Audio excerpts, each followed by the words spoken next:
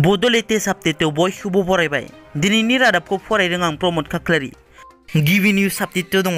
बाक्सा जिल्लानि बगामाति लावखार ओंखाम जाग्रा थावनियाव पुलिस बिफाना गोख्रों सिग्रोमदों।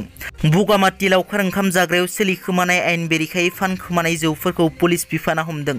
मिथिनो मोननाय बादिब्ला 15,000निफ्राय 20,000 रां बिबांनि जौफोरखौ गरेस्वर पुलिसा हमनो हायो।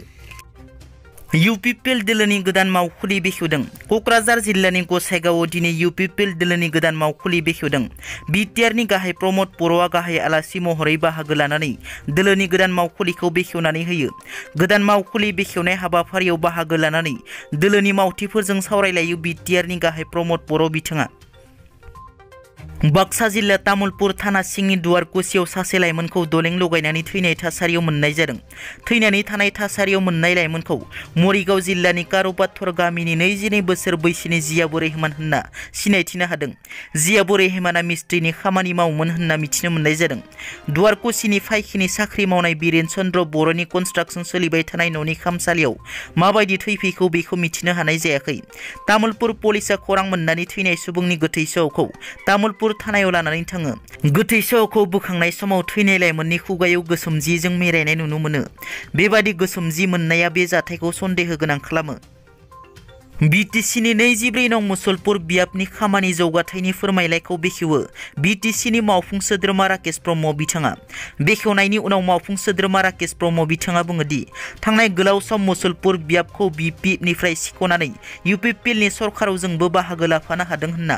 बुथ कमिटिया गावखौ देरहा होनायाव मैखोम बाहागो लादोंमोन। बेनिखायनो बे बोसोरसेयाव गाव बियाबाव जेसेबां बुरजा खामानि मावखो बेखायनो लेखा बानायनानै मोनफ्रोमबो भिसिडिसि वाइसआव गाव जेसेबां बुरजा खामानि मावखो समस्तिनि थाखाय मा मावदों बेखौ गाव मोनसे वार्क प्रग्रेस रिपर्ट बानायनानै मुसलपुर समस्तिनि रायजोफोरनो बिलाइनानै होदों होनना। सनितपुर जिल्लानि बारग' एनडिपि क'अर्डिनेशन कमिटिनि सावरायमेल। बे सावरायमेलनि गेजेरजों बारग' एनडिपिफोरनो सरकारनि अनसुंथाइ राननायाव गोबां बारग' एनडिपिफोरा थालांनायखौ लानानै सावरायनाय जायो। थालांनाय बारग' एनडिपि सोद्रोमानि अनसुंथाइखौ थाबैनो आसाम सरकार बिटिसि सरकारा सावरायनायनि गेजेरजों एनडिपिनि मोननांगौ मोन्थाइफोरखौ होफुंनो थाखाय खावलायो।